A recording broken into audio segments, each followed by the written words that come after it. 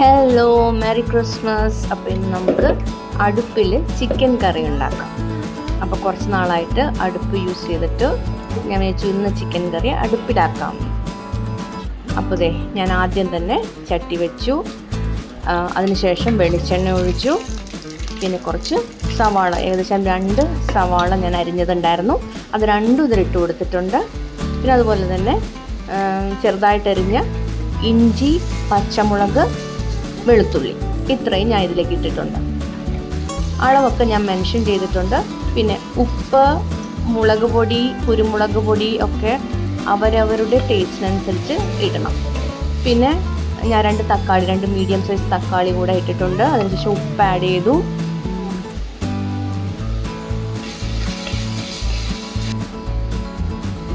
പിന്നെ കുറച്ച് കറിവേപ്പിലയും കൂടെ അതിലേക്ക് ഇട്ടു.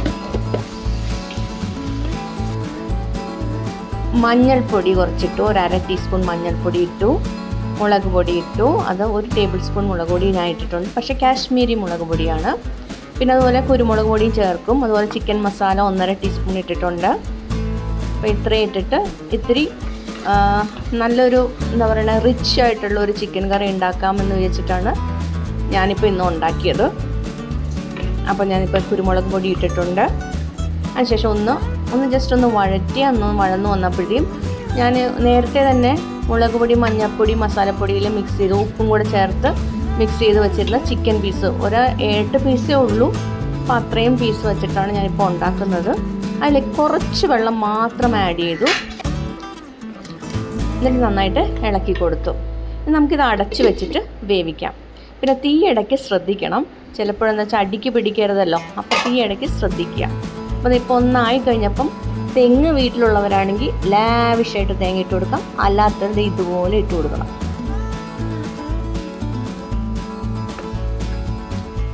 നന്നായിട്ട് ചേർക്കാം ഇതിലേക്ക്. അപ്പോൾ ഇതൊരു 3/4 വേവായപ്പോഴാണ് ഞാൻ ചേർത്തത്. ശേഷം ഒരു ഇച്ചിരി വെള്ളവും കൂടെ ചേർത്തു, അടിക്ക് പിടിക്കണ്ടെന്ന് വിചാരിച്ചിട്ട്.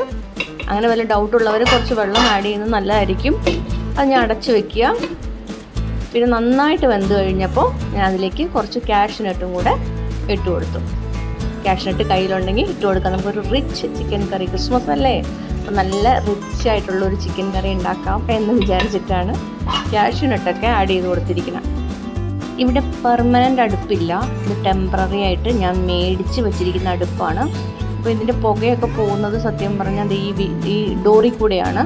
പിന്നെ ഇവിടെ കരി പിടിക്കാതിരിക്കാൻ ഞാനൊരു വുഡൻ ഷീറ്റ് അതിങ്ങനെ വച്ചിട്ടുണ്ട്, പിന്നെ അവിടെ കരി പിടിക്കും. ഈ പുകയൊക്കെ ആ സൈഡിലോട്ട് പോകുന്നതുകൊണ്ട് എനിക്ക് വലിയ പുകയൊന്നും അകത്തോട്ട് വരാറില്ല.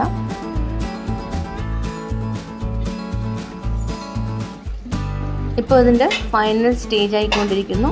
നമുക്കിതൊന്ന് ഇളക്കി കൊടുക്കാം.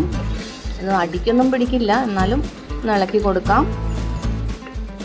ഇനി ഇതിലേക്ക് നമുക്ക് കുറച്ച് കാഷ്നട്ട് പേസ്റ്റും കൂടെ ആഡ് ചെയ്തു. നല്ല ടേസ്റ്റുള്ള ചിക്കൻ കറിയാണ്.